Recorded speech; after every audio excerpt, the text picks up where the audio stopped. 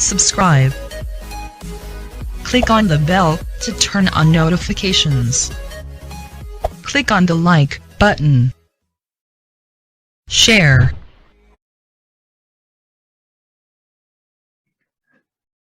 This is Swami Pradeep. So once again, happy to meet you all. So today in our video or in our session, what I'm planning to talk is, in fact, why I wanted to do this subject is a lot of people have been telling me that, you have spoken so many subjects, but we need to know, and especially the current generation, a lot of couples have problems in their marriage, and it's ending up in divorce also. So what is that, you would suggest and guide and advice on the why marriages is failing, and how do we handle this?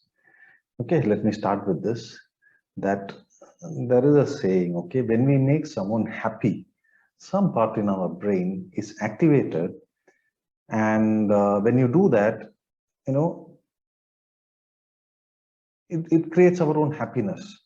So this is not a philosophy, but there's a neuroscience. Okay, so when you make someone happy, your brain gets activated and you feel happy about it. So with this, let me start that the same way. Always love your near and dear ones. Okay, so how or what is a real essence for a married life? I would suggest few things. One is understanding. Two is value. Value means valuing the other person. Three is forgiveness. Four is caring. The most important ingredient is trust. So when you have all this stuff, then your marriage is fantastic. What you do not or should not have for a good married life is ego, which is that ego is nothing but your arrogance. Okay, being arrogant to your spouse, being secretive, being selfish. So these are the things you should never imbibe or follow or do. This is going to cause a complete chaos in your married life. So so ensure that you understand your spouse and live accordingly. And one more important thing I would definitely suggest everybody is, which we in this current generation we have lost it, is joint family system. Okay, this joint family system has really gone for a toss now.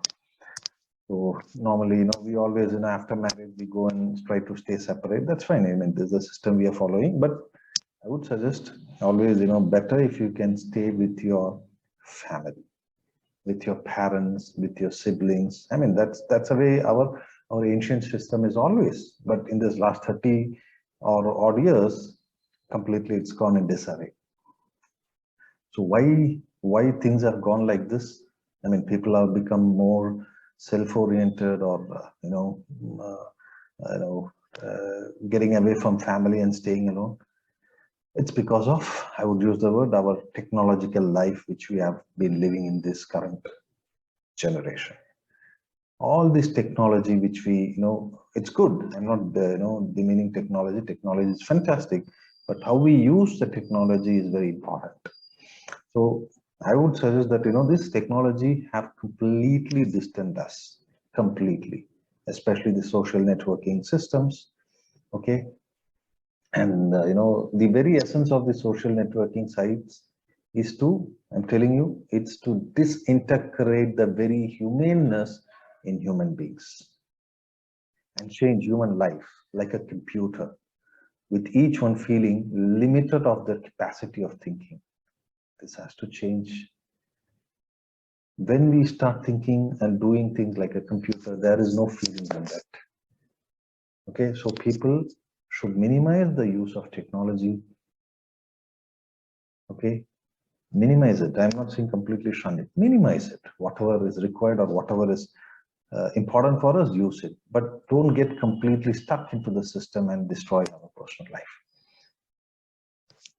It is, we can see it from the way we brought up, we were brought up from a childhood, the way we have been conditioned, the way we live, how we study, how we play as a child, and how we educate and to get the degrees, and with the degrees, how to get a job, then the luxury life, then marriage and the procreation. Okay, all these things, if you see, it is like going as a monotonous mechanical format. Right? We need to come out of this. So, I mean, is this the life we want to live? Are we really living a life with freedom and, a real knowledge? Absolutely no. We have been instructed. This is the way we need to live. This is the way we need to study. This is the way we need to grow up. So everything has been forced on us, and which is what I call conditioning. We have been conditioned in our life, and we are all made to believe and think in a very, very limited way. Our thoughts, our emotions, everything has been limited. And we are made to believe that these are the real aspects of life. It's not. Okay, our emotions, it's very, very important in our life. Emotional understanding, to know ourselves and obviously to know everybody. We need to be aware of each one needs, each one wants, connecting with each other through understanding, through forgiveness, absolutely without ego. And this is, I would suggest, this is what we call love. Love is nothing but understanding the other person. And always understanding through emotions, emotional understanding, not the physical, not the financial, which is where we are giving primary importance in this current generation or the current system of our life. Why? Because we have been again conditioned to believe that materialistic luxury are the primary requirements and nothing beyond that. I'm sorry to tell you, I mean, this is the condition we are in. So how do we get out of this? We have to understand all this conditioning is literally ruining us, the essence of humanness, the essence of understanding. And that is why, because of this stuff, the negativity or the negativism is so superseded this whole world. It's greediness. See, the greediness, the ego, the selfishness, jealousy, grudge, that is being dominating the whole world right now. I'm not saying entire world. I mean, the percentage is very high. People have lost the essence of caring, forgiving, or understanding. So we have to be very careful and realize where we are heading for. So once we know this reality, that this modern technology, okay, has been, I'm cautioning, nothing to do. If anything is used in a proper manner, limited manner, everything is fantastic. There is a saying, right? Anything excess is always a poison. So same way, this life, what we are living currently, we have to be very careful. Okay. And the thoughts, what we use also, because thoughts are very powerful. Whether we think negative, whether we think positive, the thoughts are being infused with our energy. Okay. And what you send out, it comes back to you 100-fold times. So always think positive, be good, be nice. So now in marriage or married life, all this conditioning, the way we think, everything plays an important part. As a married couple, okay, I'm telling you, as a married couple generally, they see themselves as a separate entities and not as a togetherness. Whether it is arranged marriage or love marriage, why is it failing? It is because most of the time why marriages fail is because It is completely because of lack of understanding, lack of compromising, lack of caring with each other. But still, some couples survive longer period. It's not because of understanding, but adjustment because of various reasons. Maybe the society need, or maybe the children need, or maybe one's own personal need.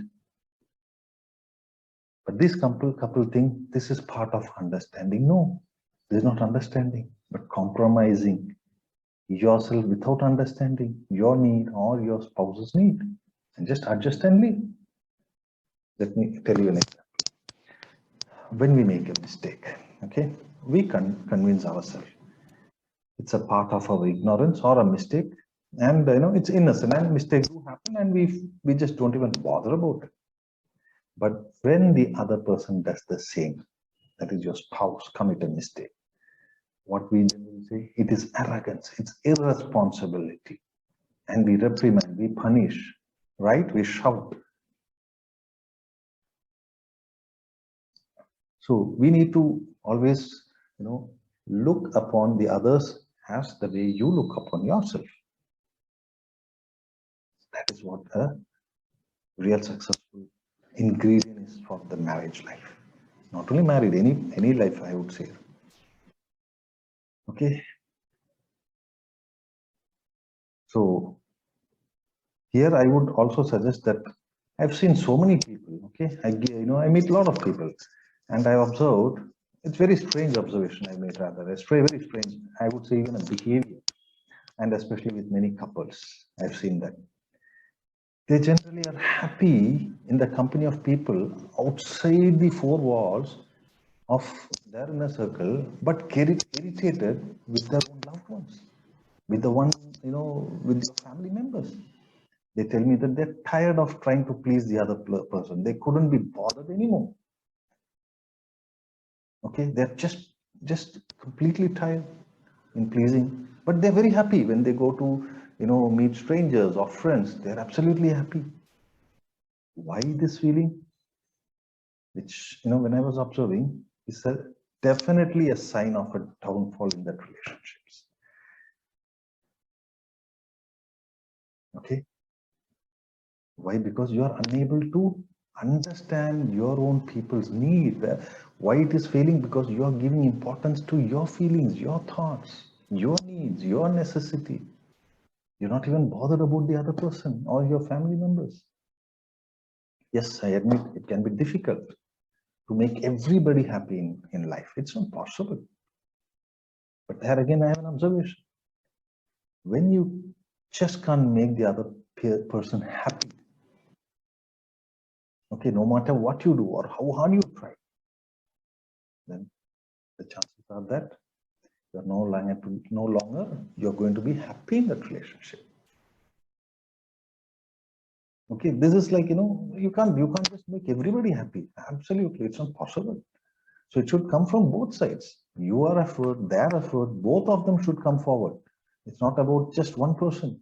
If that one person alone try to do, compromising, obviously, we know how it is. It's just going to fail. So there you have to speak to that other person, make that person understand. Be reasonable. Okay, reason them out. Why is it you're not able to understand? So especially with spouse, and let me be specific over here. So you can't keep pleasing and appeasing your spouse every time, every moment. It's not possible. So you need to just speak to them. Okay, speak in case if both the spouse has an issue in talking to each other.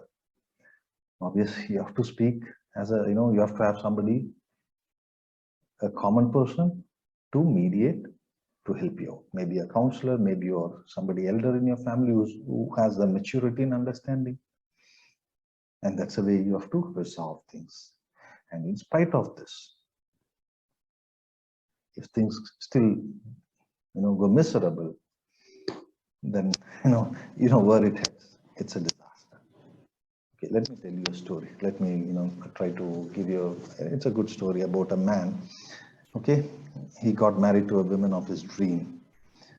Okay, he was so happy and he thought he's the most luckiest person in this whole world. Okay, and when he saw her and when he proposed and the lady agreed for his marriage, and he thought, okay, I want to make my wife so happy. Okay, he just had no doubt that he's going to be the most loving and husband, and the finest ever marriage. It's going to be our marriage. He was just heads over heel over that. Okay, and what happened is, after the marriage, he thought he wants to please his wife. Okay, so what he did next day, the first day after his marriage morning, he himself went and prepared a good bread toast for breakfast, and he came and offered to his wife. You know what happened? The wife scornfully looked at him and said, "What have you done? This is not the way to make a bread toast. I don't like it. I prefer to have some cheese or butter and added and fried. I mean, some kind of excuse." And she didn't appreciate it. And man, this guy got so upset. Anyway, he didn't say anything. Okay, let me try again. So next day, okay, he added cheese, he added butter, and he stuffed with some vegetables. Okay, and then he got both. One just fried with bread and butter, another one added with vegetables. He brought it, and he thought she'll be very happy at least this time. Again, what happened? She again lamented. "What is this? You made with a normal bread? You know what? I always prefer wheat bread. I don't understand what are you doing? You don't understand my requirement and do." This is the way she started screaming. And the poor husband, where it is ending, where this marriage is ending, obvious, it's going to be a problem. Can I tell you the easiest way to make the other person happy? It's not the food what you buy. It's not the flowers what you buy. It's not the gifts or things what you buy and try to please the other person. The best, easiest way for a happy married life, or any life, I mean, especially for a marriage life, to make someone very happy and you also be happy in that relationship, is to appreciate them and try to understand what the other person need.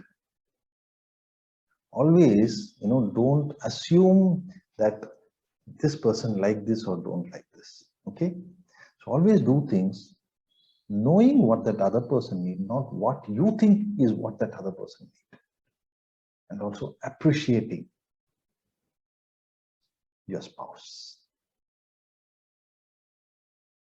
When you make your spouse feel important, appreciate, and feeling that will definitely help your relationship and be in a very happy manner. When you try to appreciate, you know what? You start, when you appreciate it, and when you say thank you for everything what you're doing. See, for example, let me tell you, your wife cooks a dish. Rather than complaining, even if by mistake, if she had added extra, salt or extra spice, rather than shouting, you can just appreciate, "My dear, you're so nice. Your dish is fantastic. Maybe I think you should taste and see. It's slightly spicy or slightly salty, but still, it's fantastic. And the taste of the food is fantastic. Absolutely no doubt." And the wife also does reciprocate in a positive manner, right? She will also come, maybe taste that food. "Yeah, I'm sorry. Yeah, it's slightly spicy." That's okay. Again, you need to pacify. "It's okay. Don't worry, wife. That's fine. No worries. It's slightly spicy, maybe add some tomato, you can make it better, but I'm telling you, it's fantastic. You know how their life would be? Beautiful. When you start appreciating,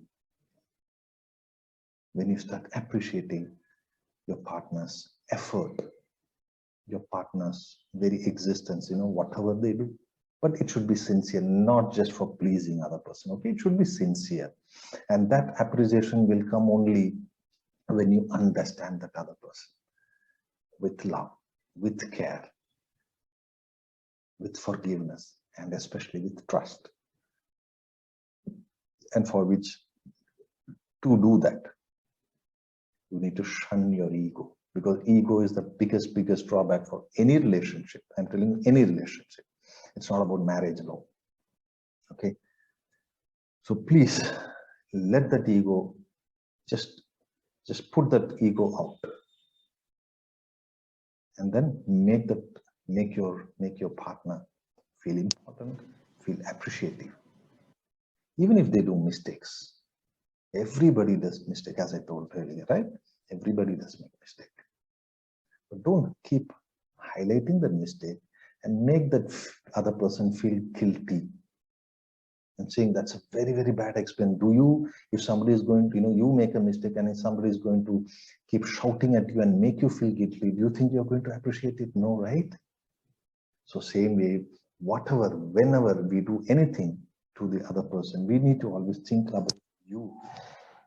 Will you be happy if somebody is going to shout at you? Will you be happy if somebody is going to scorn at you, or keep condemning you in every aspect? No, right? So same way, you need to look at the other person also. Let me share you one more story. Yes, okay. There is a lady, married, obvious, and living in a joint family with her husband, in-laws, and her mother-in-law, very conservative. Okay, she is from the, like, in our latest current lifestyle, modern lifestyle she is living. But her mother, obvious, 30, 40 or years old, prior to that, very conservative lifestyle. So when this lady, when she started living with her husband and a joint family, every time, obvious, mother-in-law, daughter-in-law issue keep cropping up. Neither of them were ready to compromise. Okay, and this lady was becoming so aggressive and she started hating her mother-in-law. Okay, once, as usual, when she called with her mother-in-law, her husband took the side of his mother, for which she got upset. Why are you doing this to me? I'm your wife, but you're supporting your mother. I'm sorry, I don't want to have you in my life. And she just walked away to her parents' house. And what happened is, once she reached the parents' home, his father, her father was a chemist, running his own pharmacy, medical shop. And she explained, I'm sorry, Dad, I can't manage or adjust over there. That mother-in-law of mine is one demon in nature. And same with my husband. He is also not understanding me. He's always takes side with his mother. So I'm feeling lonely. I'm feeling left out. So she pleaded with her father. Can you do something? You are running a medical shop, right? Can you help me with some? This is a story, okay? Before going any further, this is just a story to, make people realize. See, always story gives a moral lesson to us, okay? So just a story.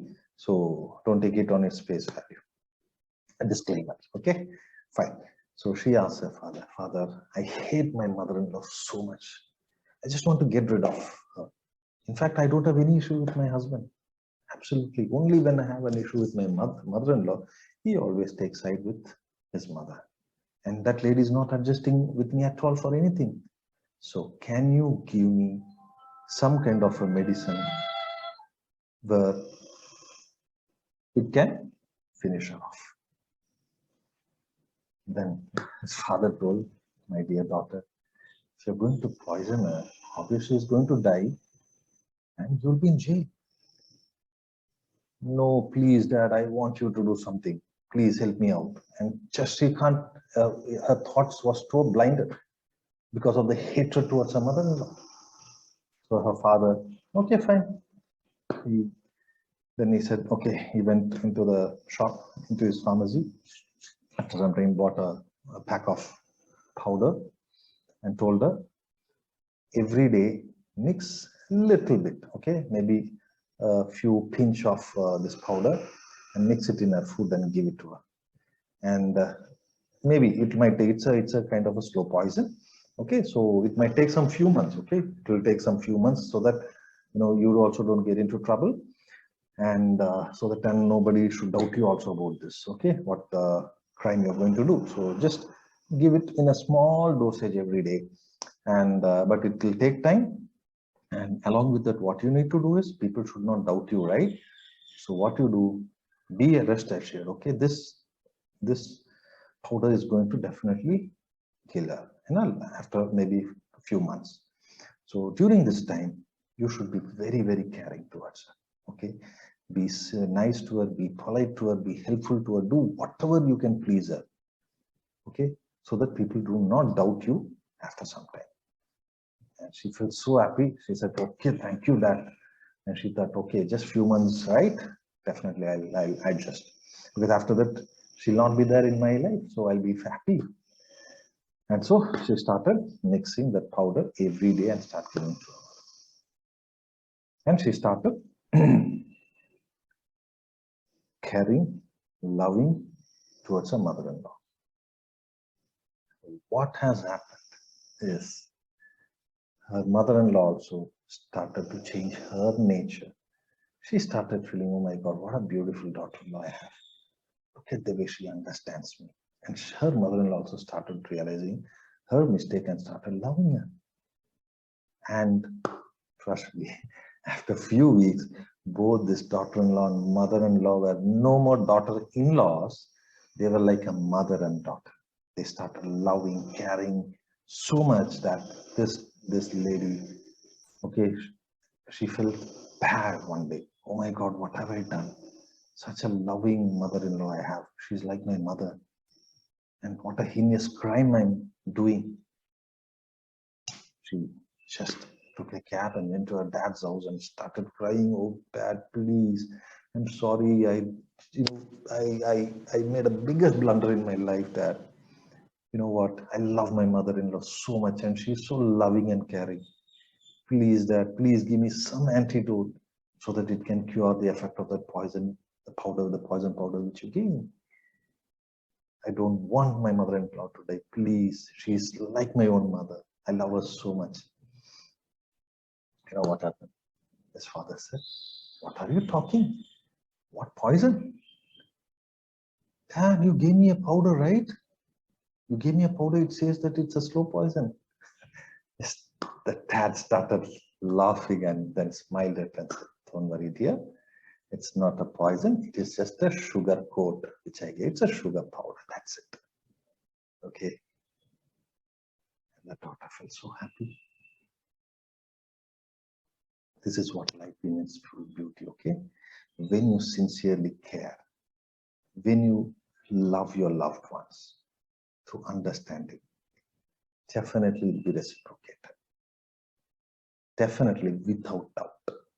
Yes, there are exceptional cases. Okay, some, their inherent nature itself will be evil or devilish. I mean, those, it's an exceptional case that has to be handled completely separately. Okay, maybe they need personal counseling and guidance, but in general, when you start loving, when you start caring with understanding and forgiveness, things are very beautiful.